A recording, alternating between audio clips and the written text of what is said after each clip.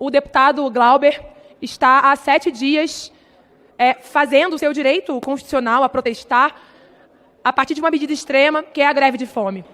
Vai ser cassado. Eu entendo, colegas, que a democracia ela não pode ser um bem da esquerda ou da direita. A democracia é um bem do povo brasileiro. E o precedente que se abre, caso essa casa decida cassar o deputado Glauber, ele é gravíssimo. Ricardo, aproveitando a fala da deputada Talíria, e numa boa, Talíria, é reflexão pura, tá? Estou aqui imaginando como é difícil a vida dos parlamentares aqui que tem que vir aqui defender o Bolsonaro. Primeiro, eu acho que é hora de refletir, porque ser pau mandado aqui para defender criminoso é muito ruim a vida de vocês. Mas na hora que é com eles, por motivos inclusive gravíssimos, que se inferem o decoro parlamentar, aí até greve de fome fazem. Chamam todo mundo para ser solidários com eles. Hipocrisia, senhor presidente. Por isso... Pessoal, confesso pra vocês que eu tô chocado até agora com o vídeo que vocês vão ver na sequência.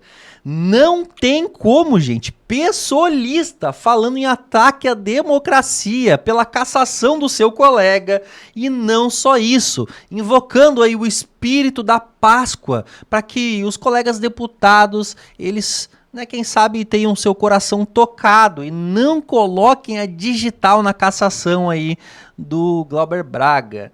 Eu vou trazer com detalhes para vocês. E não só isso, vai ter um petista delirando ali no Congresso, gente. Ele trouxe listas de benfeitorias que o Lula fez até agora. Pasmem, gente, é só assistindo para crer. E assistindo eu acabei não acreditando. Mas eu quero saber a opinião de vocês. Marcel Van Hatten e o deputado Luiz Lima vão destroçar todas as narrativas. Esse vídeo está imperdível. Já chega aqui embaixo curtindo, compartilhando muito nos principais grupos de WhatsApp, Facebook e Telegram. Não tem outra, gente. Vem pra tela, porque o Debate em Foco, ele tá no ar. Mas nós vamos usar todo o espaço que tivermos para visibilizar algo que consideramos muito grave.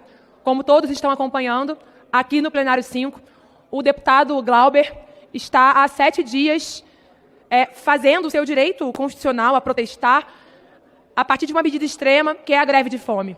E a partir de que fato? O Conselho de Ética dessa Casa, a partir do relatório do deputado Paulo Magalhães, decidiu pela cassação do deputado. Por qual motivo? Por conta de uma reação do deputado a uma provocação de um integrante do MBL que desonrou a sua mãe. Imaginem vocês, colegas, caso tivessem a mãe dos senhores desonrada, mãe do deputado Glauber, que veio a falecer semanas depois. Mas quando você olha o relatório do deputado Paulo, pouco se fala sobre o fato. E quando você olha o fato, que não gerou, inclusive, nenhuma dano à integridade física do provocador, a gente vê que há que se fere um princípio constitucional, que é o princípio da proporcionalidade. O Código de Ética, ele fala de advertência verbal, ele fala de suspensão, ele fala de advertência escrita, e depois ele fala de cassação. Como pode, colegas, aquele que foi acusado de mandar matar, executar uma vereadora eleita, que está hoje em prisão domiciliar, que essa casa não deliberou sobre a cassação do deputado, recebendo salário, e um deputado que reagiu a uma provocação que feriu a honra da sua mãe, vai ser cassado? Eu entendo, colegas, que a democracia ela não pode ser um bem da esquerda ou da direita. A democracia é um bem do povo brasileiro. E o precedente que se abre, caso essa casa decida cassar o deputado Glauber, ele é gravíssimo. E ele pode atingir cada um dos senhores, cada um de nós. Decidir cassar o deputado Glauber é um ataque, sim, ao meu partido, ele é um deputado da minha bancada. É um ataque, sim, ao meu campo político, à esquerda brasileira. Mas é, acima, antes de tudo, um ataque à democracia brasileira, às liberdades democráticas. E quando as liberdades democráticas e a Constituição são atacadas, com uma punição desproporcional chegando num deputado eleito, se ataca todo um povo brasileiro. Eu faço um apelo aos colegas e um apelo ao presidente Hugo Mota, aonde ele esteja com a sua família. Nós estamos procurando construir uma saída política para esse fato grave. Uma saída política que faça com que a gente possa preservar a vida do camarada Glauber, mas que faça, e é isso que interessa a todos nós, com que essa casa possa preservar a democracia, porque é uma penalidade desproporcional, injusta, e é um ataque não só aos eleitores de Glauber, mas é um ataque a esse parlamento. que eu peço aos colegas, eu sei que cada um tem sua posição ideológica, política, é que não coloquem a sua digital numa decisão que pode ferir de morte a democracia e ter consequências graves para todos nós no futuro. Obrigada.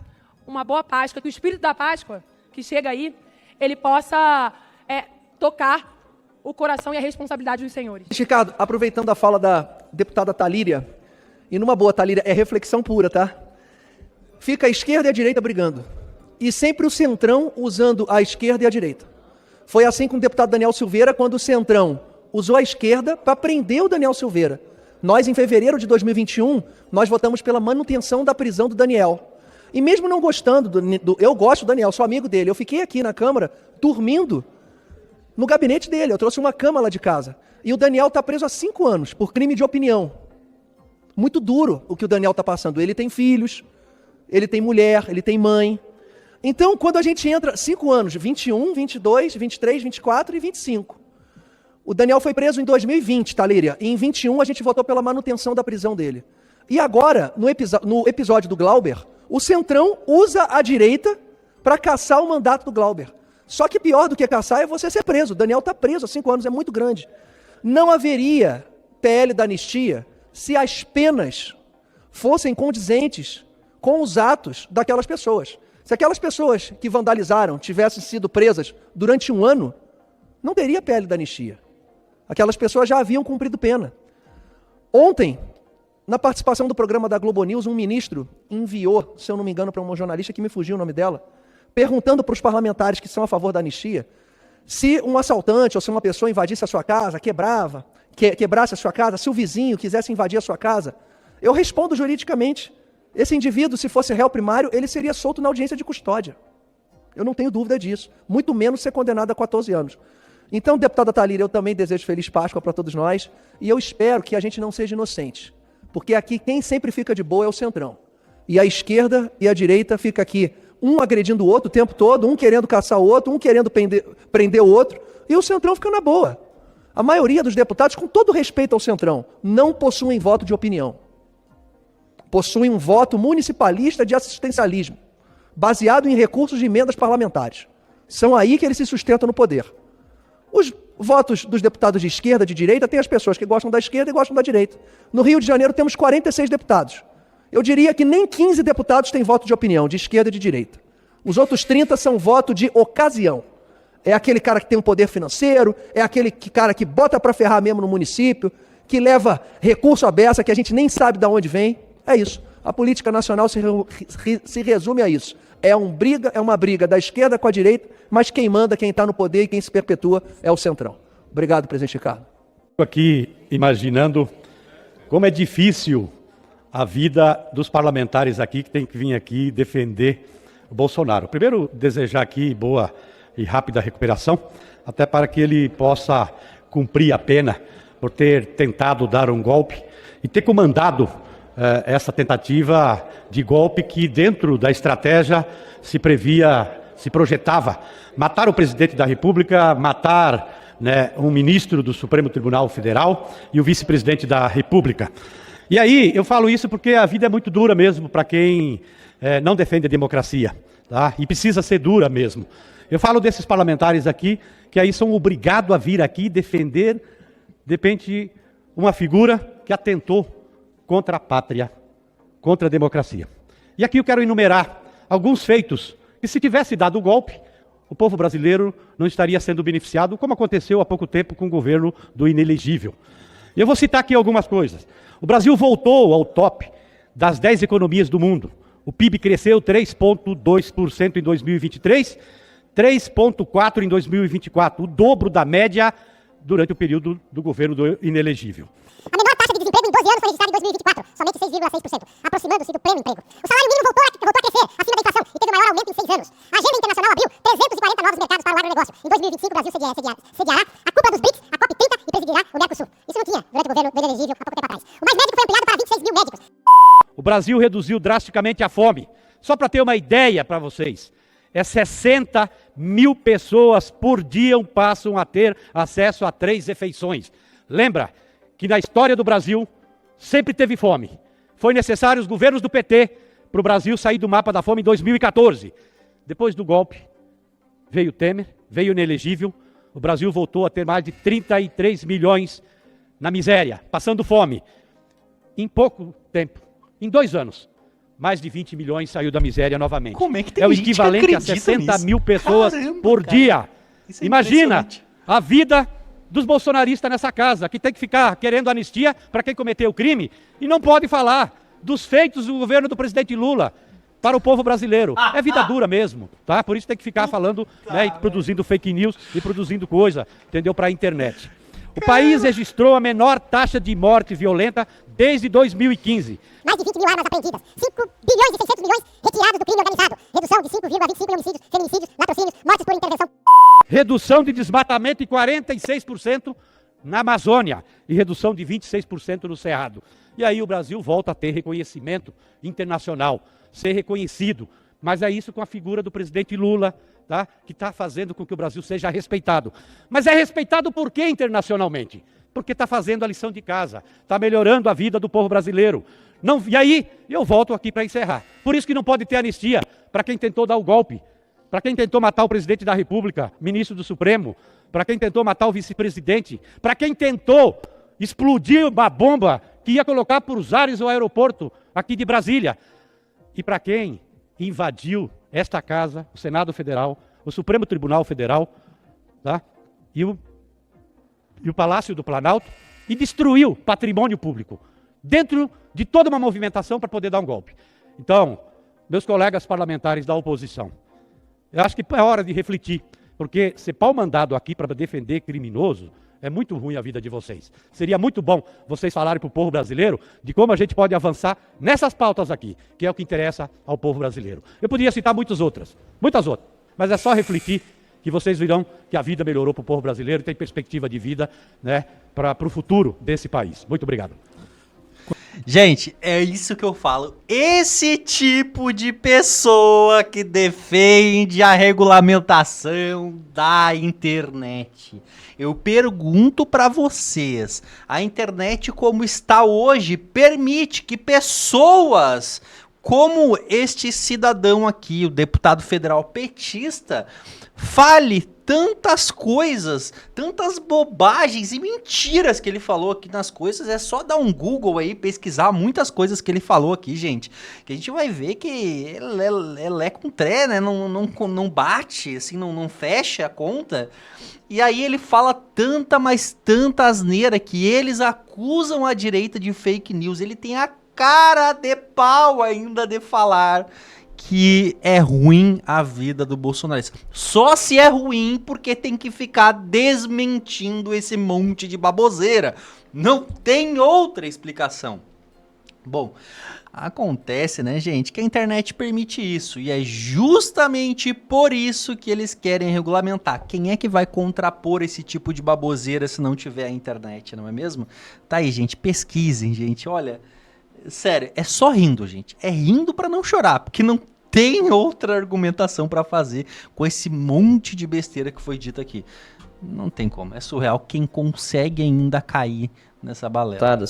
Faz alguns dias eu vim a essa tribuna aqui, baseada em matérias jornalísticas, que usavam inclusive a palavra chantagem para definir o que estava acontecendo em relação a políticos desta casa, presidentes de partido, que, pressionados pelo Supremo Tribunal Federal por apoiarem a anistia, teriam os seus processos colocados de volta no STF.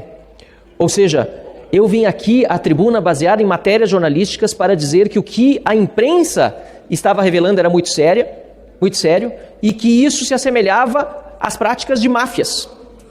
E disse que há integrantes no STF que estão agindo como mafiosos. Pois bem, senhor presidente, vou ler aqui a definição de máfia, que está aqui, só digitar no Google, do dicionário de Oxford. Qualquer associação ou organização que, à maneira da máfia siciliana, usa métodos inescrupulosos para fazer prevaler seus interesses ou para controlar uma atividade. E aqui, deputado Luiz Lima, digo que houve, inclusive, quem me advertisse que o pessoal lá do sul da Itália ia ficar ofendido com a minha comparação, feita aqui na tribuna da casa. Pois bem, senhor presidente, estão sim tentando, por meios inescrupulosos, controlar a atividade política. Pior, estão conseguindo, estão amedrontando, estão calando muitos parlamentares.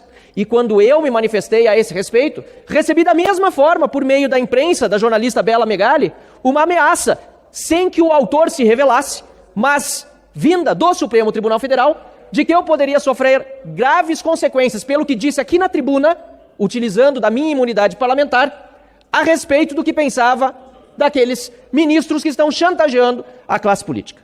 Deputado Sargento Faur, sabe o que o deputado Gilmar... estou até me confundindo, acha que tem imunidade parlamentar? O ministro Gilmar Mendes, sem ter imunidade parlamentar, disse em Harvard no fim de semana? Disse que a Lava Jato, que botou corruptos na cadeia, se assemelhava ao PCC. Ele não tem imunidade parlamentar, aliás, nem deveria estar se pronunciando como se pronunciam os ministros do Supremo Tribunal Federal, e ofendeu a Lava Jato, que foi uma organização, na verdade, de combate ao crime, e que botou corruptos na cadeia, associando a imagem dessa operação à do PCC. E, aliás, fica até a pergunta aqui, se Gilmar Mendes pensa isso da Lava Jato, que atitude ele, como autoridade, tomou em relação à Lava Jato? Se é uma organização criminosa, estaria ele prevaricando por não tomar atitude contra, por exemplo, o hoje senador Sérgio Moro? Ou está apenas, mais uma vez, fazendo da sua atividade uma atividade bravateira? Eu fico triste vendo isso, senhor presidente, porque nesse mesmo momento em que aqui eu falo, há um outro parlamentar, deputado Glauber Braga, sendo cassado pelo Conselho de Ética, pelo menos foi recomendada a sua cassação, em virtude de uma bicuda, um chute que deu num cidadão.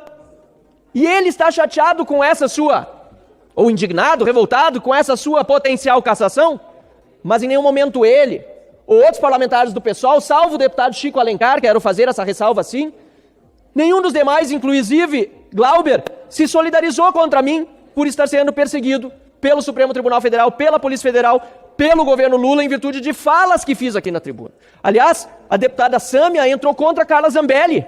O deputado Lindbergh me acionou na PGR por uma fala na tribuna. Aliás, justamente essa da comparação com a máfia. O deputado Lindbergh acionou também o nosso colega, deputado Eduardo Bolsonaro, para que recolhesse seu passaporte. Para eles tudo pode. A perseguição é contra a direita, é contra nem só a direita, contra quem eles consideram adversários. Mas na hora que é com eles, por motivos inclusive gravíssimos, que se inferem o decoro parlamentar, aí até greve de fome fazem. Chamam todo mundo para ser solidários com eles. Hipocrisia, senhor presidente. Por isso fica aqui a minha indignação com a fala de Gilmar Mendes, que não detém imunidade parlamentar, fere a lei orgânica da magistratura, inclusive ao se manifestar fora dos autos, como vem se manifestando ele e outros ministros. Eu aqui repudio a fala de Gilmar Mendes comparando a Lava Jato ao crime organizado, ao PCC, e repito a pergunta que fez. O que ele então fez, se ele considera uma organização criminosa, para de fato enquadrá-la? Ou é apenas mais uma bravata, para não dizer prevaricação, do senhor ministro Gilmar Mendes? Triste realidade que vivemos no Brasil, em que quem é honesto é perseguido, quem denuncia é perseguido, mas aquilo que é denunciado não é investigado. Os corruptos são soltos e os bandidos fazem a festa. Lamentável para o nosso Brasil. Tá aí então, né, pessoal? Deputado federal Marcel Van Hatten, né, fazendo um excelente discurso aí, né, justamente em cima dessa hipocrisia da tão conhecida extrema esquerda, que basicamente defende agora a permanência do pessoalista Glauber Braga, mas são eles que tentam a todo custo sempre caçar mandatos aí da direita, entrando no STF, entrando com pedidos no Conselho de Ética, aquela coisa toda que vocês conhecem e conhecem muito bem. Acontece que vocês viram ali, né? Eu falei para vocês, teriam delírios petistas, umas coisas surreais. Agora estão defendendo a democracia, porque vai abrir um precedente caso a cassação de fato se confirme no plenário. É um desespero, assim, absurdo, porque isso nunca aconteceu, né, gente? Vai acontecer agora, pela primeira vez. Sério, gente, é inacreditável. O pior, sabe o que eu fico mais indignado? Que eu sei que tem gente que cai nessa lorota. Tem, gente. Pior que tem.